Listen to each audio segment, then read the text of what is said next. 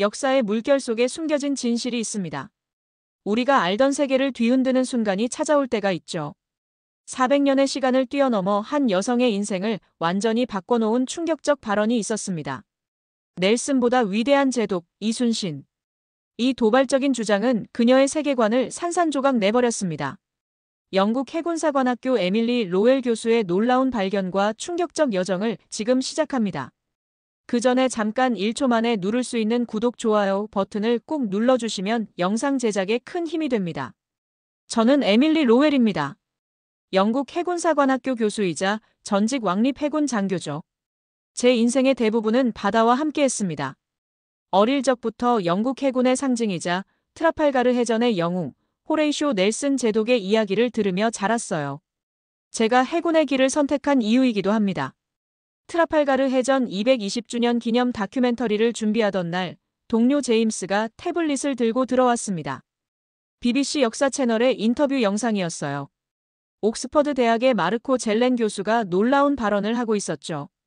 넬슨보다 위대한 제독이 있다면 그건 바로 이순신입니다. 서양 중심 역사관에서 벗어나 객관적으로 평가한다면 이순신의 전략적 천재성과 리더십은 세계 해전사에서 가장 뛰어난 것이었죠. 순간 제 귀를 의심했습니다. 넬슨보다 위대하다고? 이순신? 그게 누구야?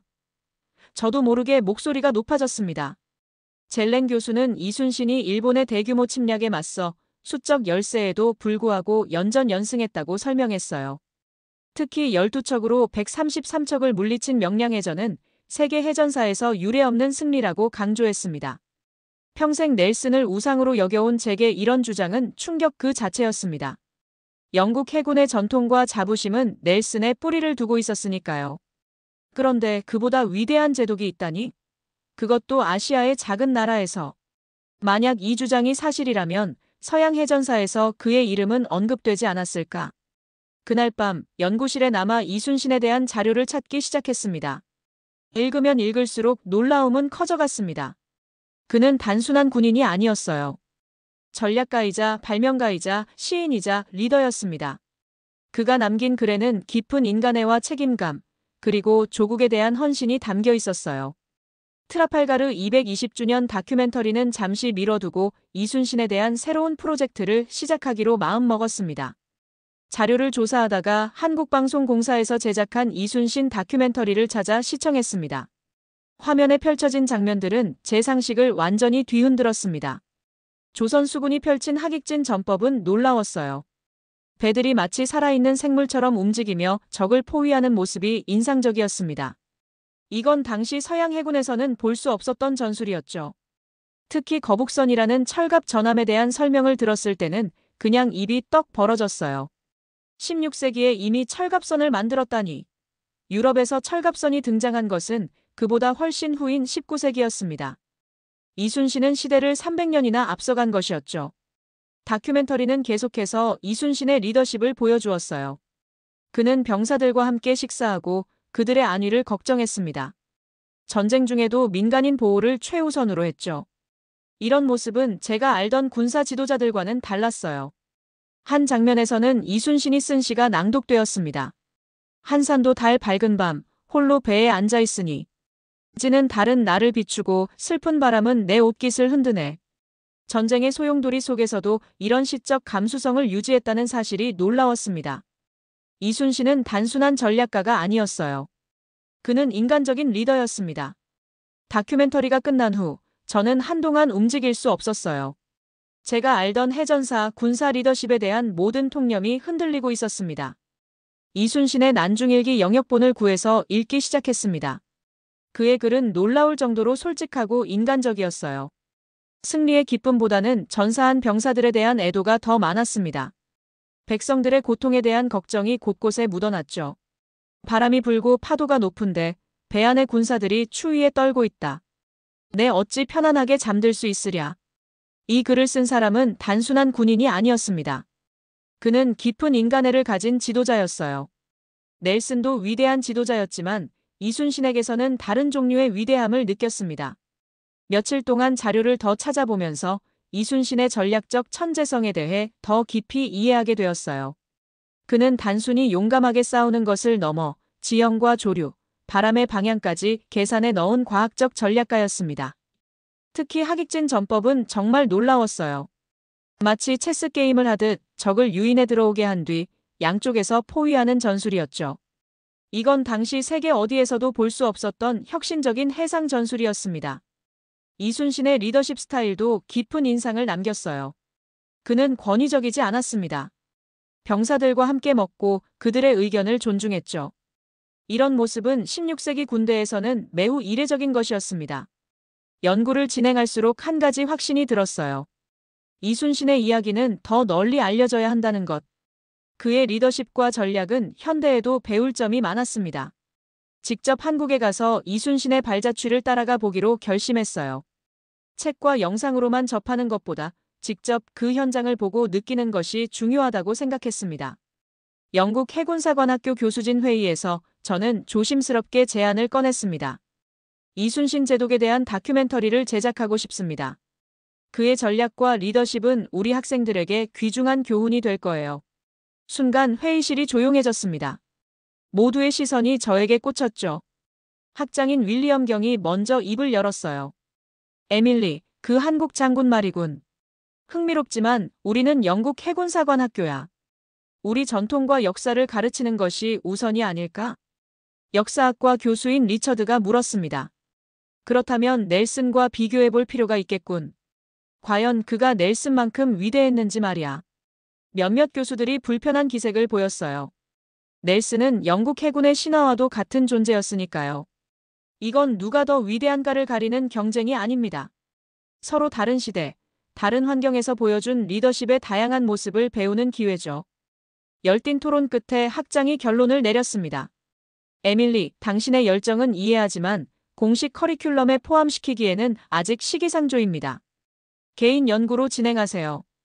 실망한 저에게 동료인 동양사 전문가 앤서니가 한국에 직접 가서 이순신의 자료를 직접 경험해 보라고 조언해 주었어요.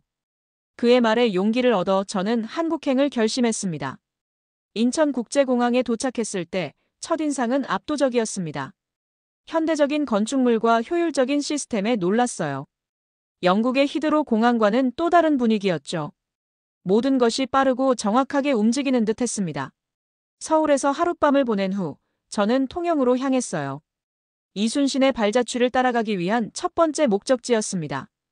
KTX라는 고속열차를 타고 가는 동안 창밖으로 펼쳐지는 한국의 풍경에 매료되었어요. 현대적인 도시와 전통적인 시골 마을이 조화롭게 공존하는 모습이 인상적이었습니다.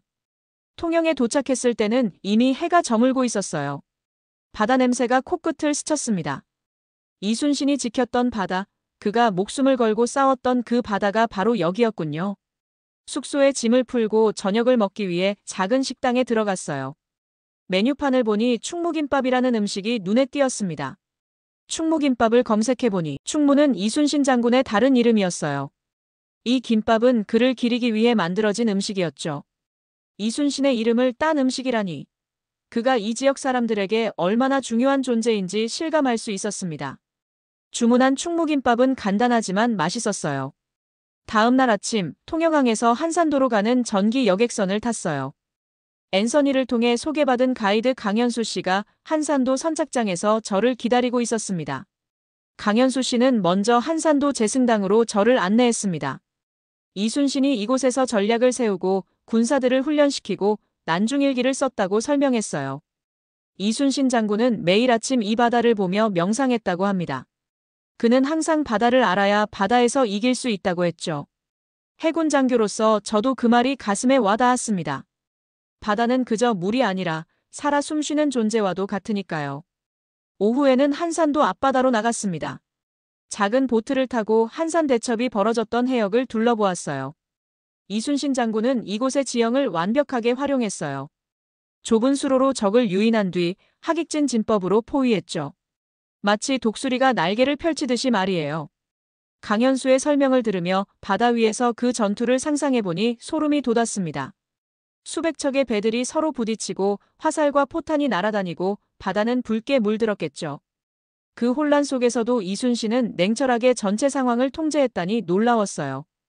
해가 지기 시작할 무렵 우리는 한산도의 높은 곳에 올라갔습니다. 그곳에서 바라본 석양은 장관이었어요. 붉은 빛이 바다 위에 길게 드리워졌고 작은 섬들은 실루엣만 남았습니다. 전쟁의 바다가 이렇게 평화로운 바다로 변했네요. 이순신 장군이 지켜낸 평화죠.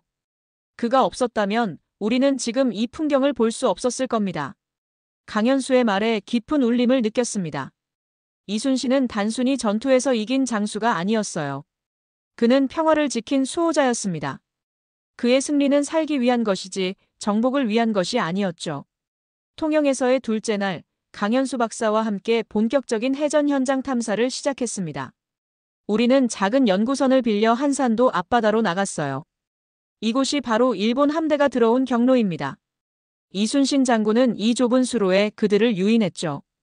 저는 주변을 둘러보았어요. 양쪽에 섬들이 있어 좁은 통로를 형성하고 있었습니다. 적이 일단 들어오면 빠져나가기 어려운 전략적으로 완벽한 장소였어요. 이순신 장군은 소수의 배로 적을 유인했습니다. 일본군이 추격해 들어오자 양쪽에 숨어있던 조선 수군이 하객진 형태로 나와 적을 포위했죠. 강현수는 손으로 독수리 날개 모양을 그리며 계속했습니다. 이렇게 양쪽에서 에워싸는 형태였어요. 적은 앞으로도 뒤로도 빠져나갈 수 없었죠. 저는 그 전술의 천재성에 감탄했습니다. 현대 해군 전술에서도 이런 완벽한 포위 작전은 쉽지 않아요. 게다가 16세기에 이런 정교한 전술을 구사했다니 놀라웠습니다.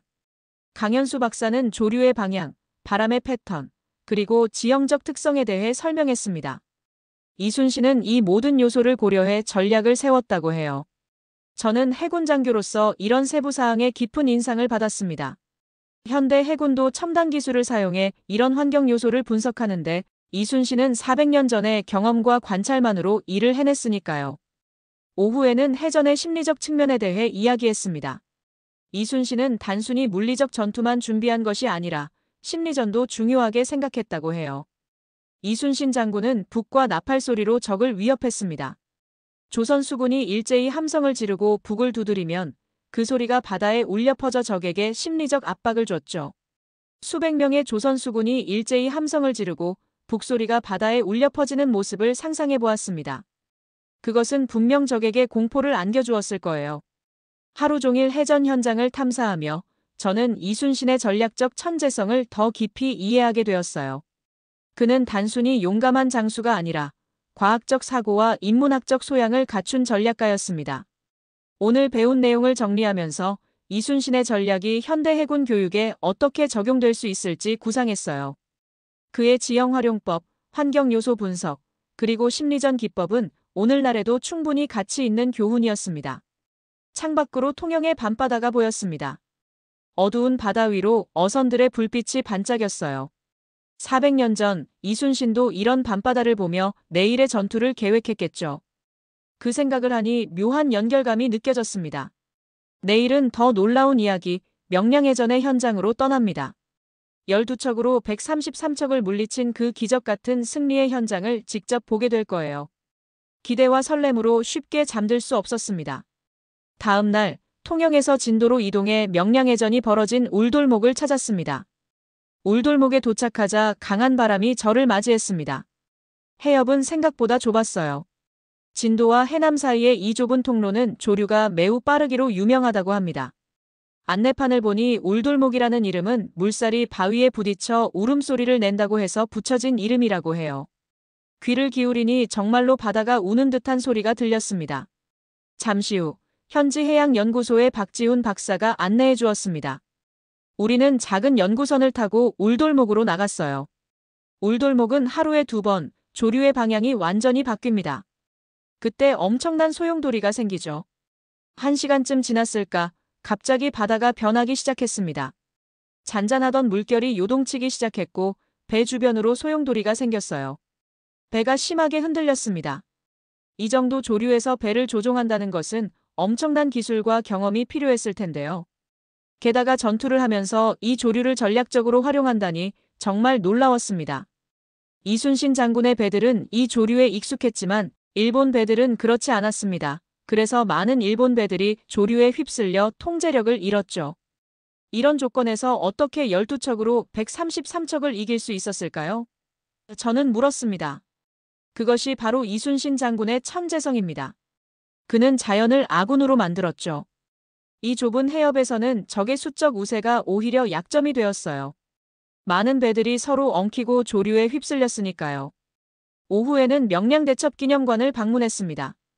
그곳에서 난중일기의 영어 번역본을 구입했어요. 명량해전 직전에 이순신이 쓴 부분을 읽기 시작했습니다. 내 배 12척만 남았으나 죽을 힘을 다해 싸우겠노라.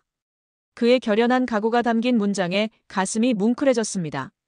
모든 것을 잃고 죽음을 각오하고도 포기하지 않는 그 의지가 놀라웠어요. 기념관에는 명량해전 당시 이순신이 조정해 보낸 장계의 복사본도 전시되어 있었습니다. 그중 가장 유명한 구절을 읽어보았어요. 신에게는 아직 12척의 배가 남아 있습니다. 신이 죽지 않는 한 두려울 것이 없습니다. 눈물이 핑 돌았습니다. 이것은 단순한 군사보고가 아니었어요. 한 인간의 굳은 의지와 책임감의 표현이었습니다. 저녁에는 울돌목이 내려다 보이는 카페에 앉아 차를 마셨습니다. 해가 지고 있었고 바다는 붉게 물들어 있었어요. 그 아름다운 풍경 속에서 400년 전의 처절한 전투를 상상해 보았습니다.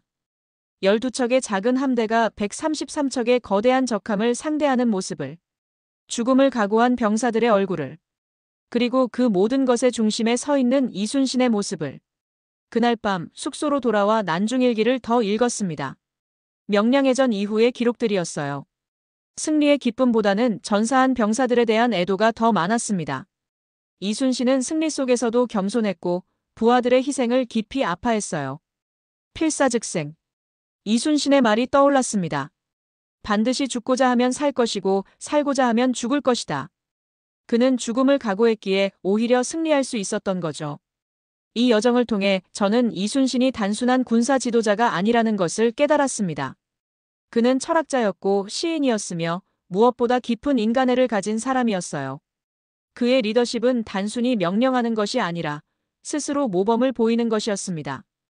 이 여정이 끝나가고 있지만 이순신의 이야기는 제 마음속에 깊이 새겨졌습니다. 서울로 돌아온 저는 국립중앙박물관에 있는 충무공 기념관을 방문했습니다. 놀랍게도 저 말고도 많은 외국인들이 전시를 관람하고 있었어요. 한 무리의 외국인들이 영어 가이드의 설명을 듣고 있었습니다. 알고 보니 그들은 각국의 군사 전문가들이었어요. 여러분, 이순신 제독의 전략은 오늘날에도 여전히 유효합니다. 그의 리더십과 혁신적 사고는 현대 해군 교육에서도 중요한 사례로 연구되고 있죠. 미 해군 소속으로 보이는 한 남성이 가이드에게 질문했습니다. 미 해군사관학교에서도 이순신에 대해 가르치나요? 네, 미 해군사관학교에서는 이순신의 난중일기를 리더십 교육 자료로 활용하고 있습니다. 저는 놀라움을 감출 수 없었어요. 영국과는 다르게 미 해군사관학교에서 이순신을 가르친다니. 전시를 둘러보다가 한 영국인과 눈이 마주쳤습니다. 놀랍게도 그는 영국 해군 소속 젊은 장교였어요. 저희 젊은 장교들 사이에서는 이미 이순신이 화제가 되고 있어요. 특히 명량해전의 살해 연구는 정말 인상적입니다. 저희도 비공식적으로 스터디 그룹을 만들어 이순신의 전략을 분석하고 있죠. 이 말을 듣고 정말 놀랐습니다. 제가 알지 못하는 사이에 이미 영국 해군 내에서도 이순신에 대한 관심이 시작되고 있었던 거예요. 오후에는 서울대학교 해양전략연구소를 방문해 김태현 교수를 만났습니다. 그는 이순신의 전략이 현대에 어떻게 적용되고 있는지 연구하는 전문가였어요. 에밀리 교수님, 이순신 장군의 전략은 단순히 군사적인 측면을 넘어서고 있어요. 최근에는 경영대학에서도 명량 전략이라는 위기관리 케이스 스터디가 인기입니다. 경영대학에서요? 네, 극도의 불리한 상황에서 어떻게 리더십을 발휘하고 혁신적인 전략으로 위기를 극복하는지에 대한 사례로 연구되고 있습니다. 하버드 비즈니스 스쿨에서도 관심을 보이고 있죠. 김 교수의 연구실에는 세계 각국의 이순신 관련 연구 자료들이 있었습니다. 이순신에 대한 관심이 정말 전 세계적이라는 것을 실감할 수 있었어요. 영국으로 돌아온 지 한 달, 저는 해군사관학교에서 이순신 리더십 세미나를 개설했습니다. 첫날, 예상보다 많은 학생들이 참석했어요. 교실은 가득 찼고 몇몇 교수들도 관심을 보이며 자리를 지켰습니다. 여러분, 오늘 우리는 400년 전 동아시아에서 활약한 위대한 해군 지도자에 대해 배울 것입니다. 이순신 제독은 단순한 군사 지도자가 아니라 우리가 지금도 배울 수 있는 리더십의 모범을 보여주었습니다. 교수님, 이순신 제독이 오늘날 영국 해군에 있다면 어떤 리더가 되었을까요? 아마도 그는 규칙과 전통만 따르는 지휘관이 아니라 혁신을 두려워하지 않는 리더가 되었을 겁니다. 하지만 동시에 부하들을 깊이 배려하고 사명감을 잃지 않는 지휘관이었겠죠. 2달 후 BBC에서 연락이 왔습니다. 이순신에 관한 다큐멘터리를 CNN과 공동 제작하고 싶다는 내용이었어요. 다큐멘터리 촬영은 3개월에 걸쳐 진행되었고 한국과 영국의 여러 장소를 오갔습니다. 다큐멘터리의 마지막 장면은 트라팔가 광장에서 촬영되었어요. 넬슨 제독의 동상 앞에 서서 저는 카메라를 향해 말했습니다. 이순신은 나에게 전쟁 영웅이 아니라 희생의 이름이었습니다. 그는 자신의 명예나 권력이 아니라 백성과 나라를 위해 싸웠습니다. 오늘날 우리가 이순신에게서 배울 수 있는 것은 승리의 기술이 아니라 진정한 책임과 희생의 의미입니다. 다큐멘터리는 트라팔가르를 넘어 이순신의 바다라는 제목으로 방영되었고 예상을 뛰어넘는 시청률을 기록했습니다. 특히 젊은 시청자들의 반응이 뜨거웠어요. 소셜미디어에서는 이순신의 명언들이 공유되고 그의 리더십에 대한 토론이 활발히 이루어졌습니다. 방송 이후 저는 여러 대학과 기관에서 강연 요청을 받았어요. 옥스퍼드, 케임브리지, 하버드 등 명문 대학에서도 이순신의 리더십에 관한 강의를 요청했습니다. 서양 중심 역사관에 균열이 생기기 시작한 것이죠. 가장 감동적인 순간은 영국 해군사관학교에 이순신 리더십 센터가 설립되었을 때였습니다. 이 센터는 동서양의 해군 전략과 리더십을 연구하는 곳으로 이순신의 정신을 현대 해군 교육에 접목시키는 역할을 하게 될 거예요. 개관식에서 해군 참모 총장은 이렇게 말했습니다. 우리는 오랫동안 넬슨만을 바라보았습니다. 하지만 이제 시야를 넓혀 세계 각국의 위대한 해군 지도자들에게서 배워야 할 때입니다. 이순신 제독은 그 첫 번째 사례가 될 것입니다. 다큐멘터리 방영 1년 후 저는 다시 한국을 방문했습니다. 이번에는 서울대학교에서 열리는 세계해전사 재평가 국제학술대회에 기조연설자로 초청받았어요. 세계 각국의 해군 역사학자들이 모인 자리였습니다. 연설에서 저는 이렇게 말했어요. 역사는 승자의 기록이라고 합니다. 하지만 진정한 역사는 인류의 공동유산이어야 합니다. 이순신의 이야기는 한국만의 자랑이 아니라 인류 모두가 배우고 기억해야 할 보편적 가치를 담고 있습니다. 영국으로 돌아온 후 저는 이순신 바다를 넘은 리더십이라는 책을 출간했습니다. 이 책은 곧 베스트셀러가 되었고 여러 언어로 번역되었어요. 특히 젊은 독자들에게 큰 인기를 끌었습니다. 한 독자는 이렇게 편지를 보내왔어요. 로웰 교수님, 당신의 책 덕분에 저는 리더십의 진정한 의미를 깨달았습니다. 이순신은 단순한 역사적 인물이 아니라 오늘날 우리에게 영감을 주는 스승입니다. 이제 저는 매년 한국을 방문합니다. 이순신 장군의 생일에 맞춰 열리는 추모제에 참석하기 위해서죠. 그리고 매번 방문할 때마다 이순신의 정신이 전 세계로 퍼져나가고 있음을 실감합니다. 트라팔가 광장에 서서 넬슨의 동상을 바라볼 때면 저는 종종 생각합니다. 언젠가 이곳에 이순신의 동상도 세워질까? 아마도 그럴 필요는 없을 것입니다. 이순신의 진정한 기념비는 돌이나 청동이 아니라 그의 정신을 기억하고 실천하는 사람들의 마음속에 이미 세워져 있으니까요. 이순신은 나에게 전쟁 영웅이 아니라 희생의 이름이었습니다. 이 말은 제가 다큐멘터리에서 했던 말이지만 지금은 제 삶의 모토가 되었어요. 이순신의 이야기를 통해 저는 진정한 리더십이 무엇인지, 책임과 희생의 의미가 무엇인지 배웠습니다. 그리고 이 여정은 아직 끝나지 않았습니다.